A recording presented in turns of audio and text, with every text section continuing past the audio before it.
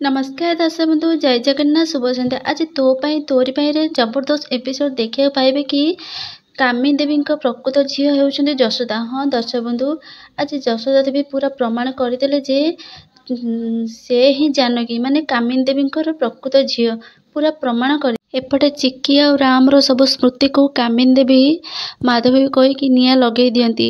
आउ जोटा जशोदा को बहुत कष्ट हुए जे कि तांको झील चिक्कीर स्मृति तांको सामने हो होइकि निया जलुची।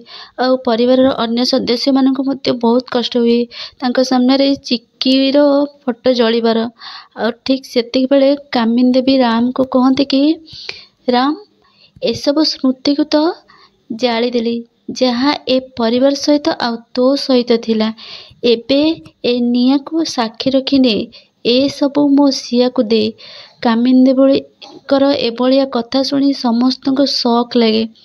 पुणी कामिनी कहबे कि ए सब करिबारे तते किए अटकाई पारिबो ना तते आईन सजा दे पारिबो ना अन्य माने केही किछि करि परिबेनी।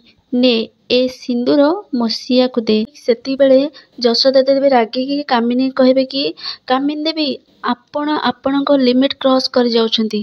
तापरे चिक्की जशोदा को हाथ को दे अटकाई दिए कि एमिति कथा कहबाकू। और जशोदा को मध्य बहुत कष्ट हुए और चिक्की बहुत कांदे राम मध्य बहुत कांदती एभलिया सिचुएशन। पुणी कामिनी कहबे कि ठीक अछि राम जदि तो भितर से शक्ति नहीं ए सब करने ताहले मु निजे घर लक्ष्मी को तार सम्मान दौची। आ ठीक से बेले कामिनी झील जानकी फोटोर आवाज आसे और हठात झड़ तूफान आसी जाए।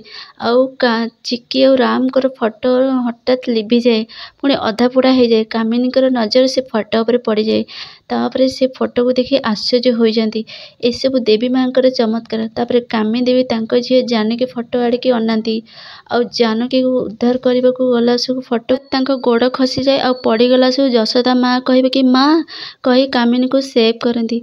तापर परिवार समस्ते मत आश्चर्य होइकि अनाती आउ कामिनी मध्य जशोदा को अनाती आउ झील जानकी कथा मन पड़ जाए। जानकी कामिनी दुई जन जाक परस्पर को अनाती। तापर जशोदा माँ कहे कि आपण ठीक अच्छा तो कामिनी जशोदा हाथ में ब्लड देखिए कह कि हे देवी माँ ये सब कौन एमती कही कानी रे ब्लड पोछि दियंती। आउ कह तमे तो मो कहला सो ठीक सेती बेले रूही कांदिब कि आई। तापर रूही के समस्ते आश्चर्य अनाती। रूही तले मुँह माड़ी पड़ी पाउंस उपरे पुणी उठिकी कांदिकी कहब कि आई। तापर कामिनी कहे सिया माँ सिया तोर किछि होइनी तो तू एठी केमिति पड़िलु रे माँ। रूही कहब आई मो अधिकार मो सिंदूर। तापर जेजे बापा कहबे कि जोटी पहुँचबार कथा सेठी पहुँची सारी। तापर चिक्की को समस्ते आश्चर्य होइकि अनाती आउ चिक्की गलारे मंगलसूत्र आउ कानी रे सिंदूर देखि समस्ते आश्चर्य अनाती। कामिनी पड़गला बेले ए सब चिक्की हाथ में पड़ जाए। रूही एमिति पड़बार जशोदा मन पकाती रूही एमती पड़ता। तापर सीधे कहब कि अच्छा जेजे बापा तुमको एमती लगुनि जमती फिल्म रे हुए एबे एठी सेया ही हैला। जदि किए मरी जाए आउ पुनर्जन्म नहीं कि आसे ता अधिकार को लेकिन ही रुए। हाँ तापर जेजे बापा हसिकी कहबे आलो ओली सेमिति कौन हम देवी माँ पर चाहूँगी सेमती हो बोली आउ सबू तांको इच्छा रे होउची। तो जेजे माँ कि मिछे चाहिए भी किछि हेई परिबनी बुझिलु कहीं ना देवी माँ तांको सपोर्ट करती जीए सत्य धर्म और न्याय रे थाए। हुए तो किछि समय पाई सत्य उपर असत्यर पर्दा पड़ी थाए किंतु सबु पर भी सत्यर विजय होता है बुकी। पुणी जेजे बापा महाभारत कथा कहती जेमिति महाभारत युद्ध रे अर्जुन पचारिछन्ति श्रीकृष्ण को हे माधव मो आखि आगे जो मैंने छिड़ा होइछन्ति से माने मो भ्राता मो गुरु तांको विरुद्ध युद्ध मु केमिति करबी।